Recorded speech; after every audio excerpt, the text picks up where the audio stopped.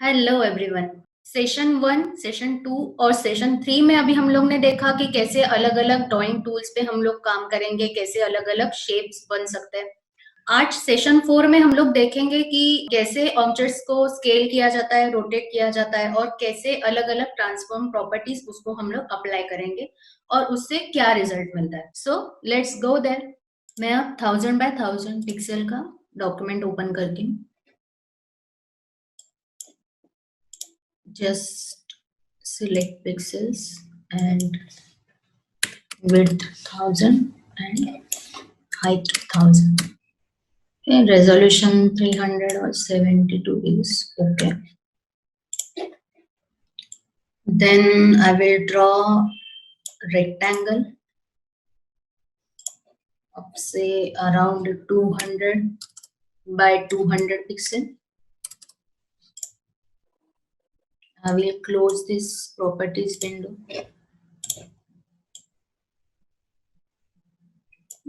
अब मुझे ये रेक्टेंगल जो है वो सेंटर में प्लेस करना है। तो ये डॉक्यूमेंट का हम लोग सेंटर कैसे निकालेंगे? तो हमारे डॉक्यूमेंट का साइज क्या है? 1000 by 1000 पिक्सल। सो ऑब्वियसली जो वर्टिकल सेंटर होगा वो क्या होगा? 500 पिक्सल और हॉरिजॉन्टल सेंटर भी क्या होगा? 500 पिक्सल। ओके, तो वो अब कैसे प्लेस करेंगे? तो उसके लिए अभी हमें व्यू मेनू में जाना है। व्यू मेनू में हम लोग ओपन करेंगे रूलर्स को। रूलर्स को ऑन करने के बाद यहाँ हमें टॉप में और साइड में ये रूलर्स पैनल दिखाई देगा। ठीक है, अभी रूलर्स का भी हमें मेजरमेंट कौन से यूनिट में है वो चेक करना है। ठीक है, तो उसके लिए मैं यहाँ पर राइट क्लिक करती हूँ। अभी ये रूलर का यूनिट है इंचेस, तो इंचेस का मैं कन्वर्ट करती हूँ पिक्सल में। सेम विथ ये रूलर चेक करो पिक्सेल्स में है या नहीं। ठीक है, तो अभी जैसे ही मैंने हॉरिजॉन्टल का चेंज किया तो इसका भी चेंज हो गया पिक्सेल्स में। तो अभी मैं वापस व्यू मेनू में जाती हूँ। यहाँ पर ऑप्शन है न्यू गाइड। ठीक है, अभी जो भी हम लोग इसमें रूलर के हेल्प से गाइडलाइंस डालते हैं या फिर कुछ लाइंस भी इसमें क्रिएट होगी तो उसे हम लोग क्या बुलाएंगे? गाइड्स। तो ये हमें गाइड करती है कि हमारा ऑब्जेक्ट कहाँ पर होना चाहिए, कौन से परफेक्ट पोजीशन पे होना चाहिए। तो अभी मैं यहाँ पर न्यू गाइड के ऊपर क्लिक करती हूँ। अभी हमें वर्टिकल रूलर ऐड करनी है, वर्टिकल गाइड ऐड करना है। तो इसके लिए यहाँ पर है वर्टिकल लिखा हुआ, तो पोजीशन में जाके मैं 500 टाइप करती हूँ एंड से ओके। तो ये एक गाइडलाइन 500 पिक्सल में बन गई। सिमिलरली फॉर हॉरिजॉन्टल अगेन हम लोग प्रेस करेंगे न्यू गाइड। न्यू गाइड मैं चेंज करती हूँ हॉरिजॉन्टल एंड से ओके। अच्छा, अभी हम लोग ने क्या किया? पोजीशन नहीं मेंशन किया। ओके, तो इसके लिए वापस व्यू में न्यू गाइड में हॉरिजॉन्टल में पोजीशन। अगेन हॉरिजॉन्टल का भी क्या होगा? 500 पिक्सल। सो यहाँ पे मैंने 500। तो ये जो मिला है अभी इनके इंटरसेक्शन से जो पॉइंट मिल रहा है वो है एग्जैक्टली सेंटर पॉइंट। तो अभी हमारा जो रेक्टेंगल है वो हमें एग्जैक्ट सर्कल पे प्लेस करना है।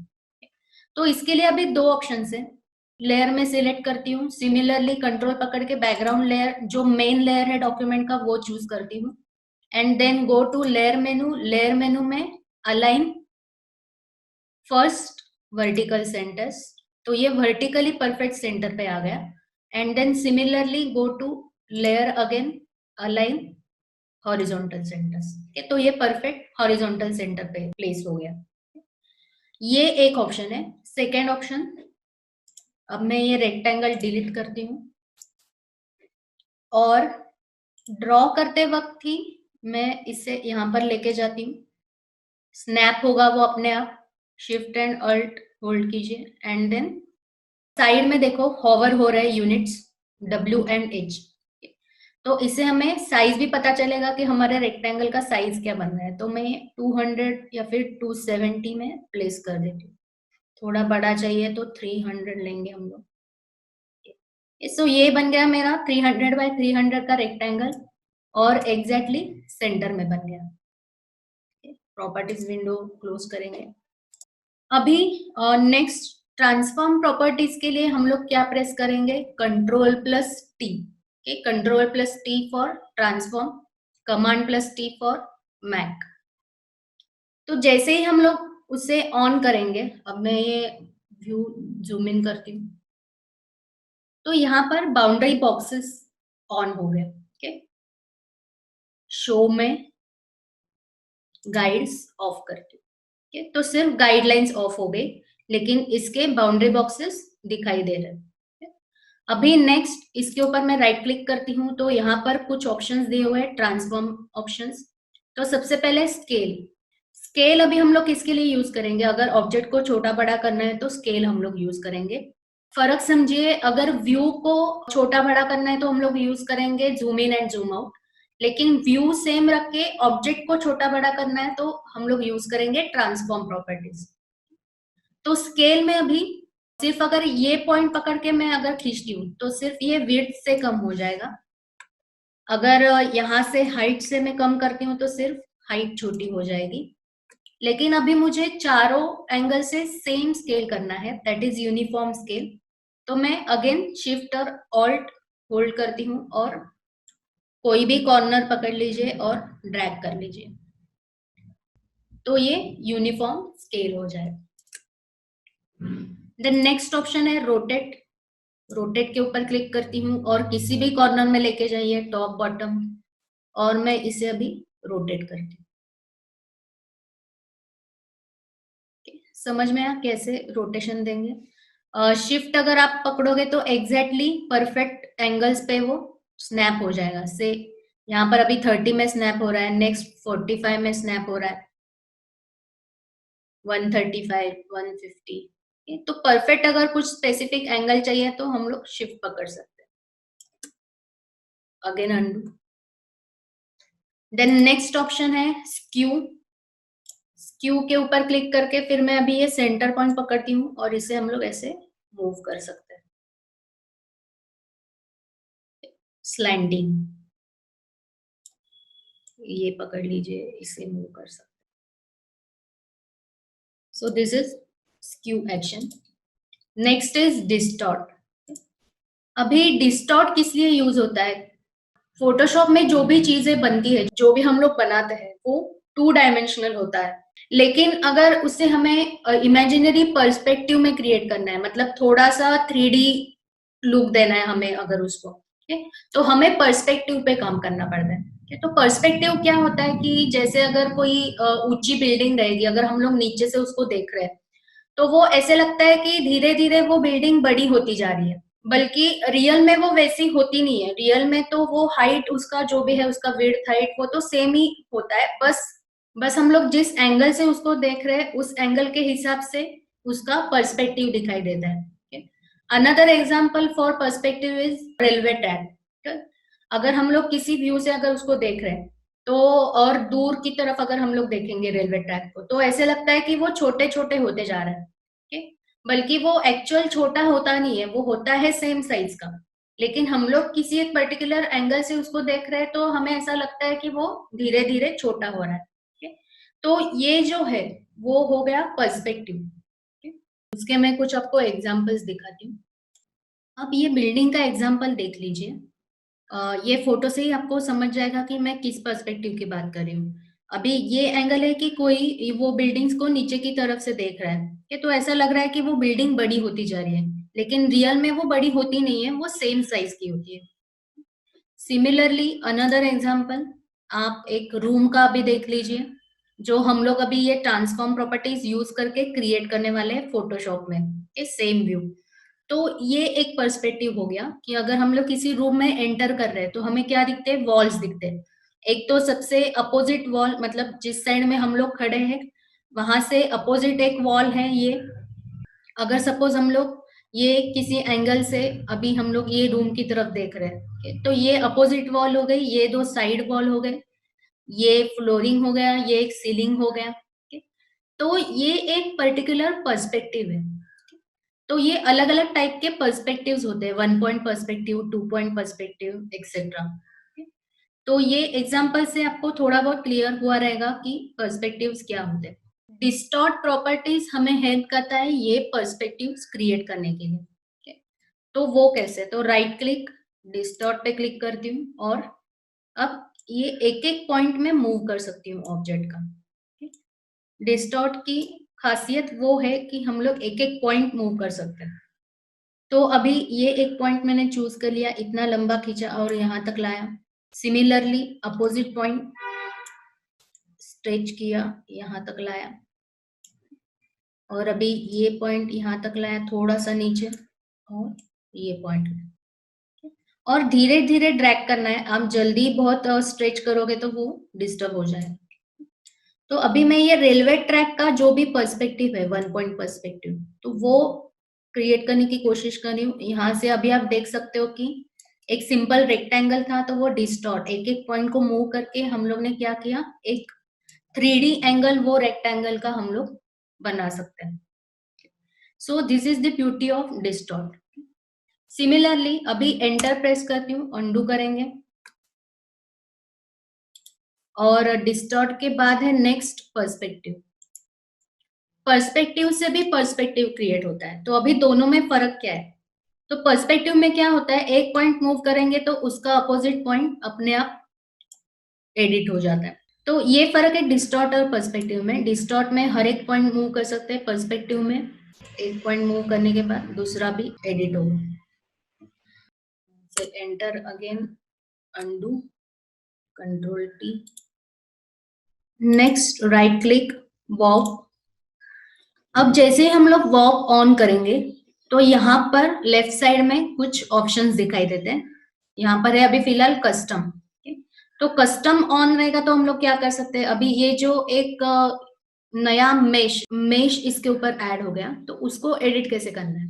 तो सिंपली यही टूल रख के बस हम लोग कोई भी पॉइंट क्रिएट कर सकते हैं, कोई भी पॉइंट सिलेक्ट कर सकते हैं उसको एडिट करने के लिए। So this is custom option for giving customized shape। इसे अंडू करना है तो वापस एंटर प्रेस करती हूँ, control Z, and again control T, again walk.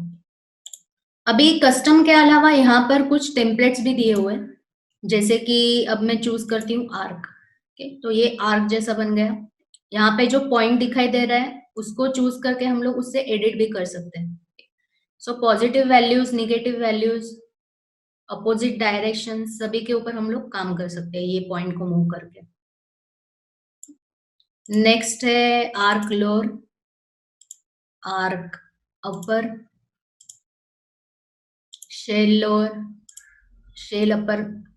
तो अभी ये पॉइंट्स को आप एक एक करके एक्सप्लोर कर सकते हो, और अभी आप ये देख सकते हो स्क्रीन के ऊपर कि शेल लोअर करने के बाद कैसे हैट जैसा शेप हमें मिल गया।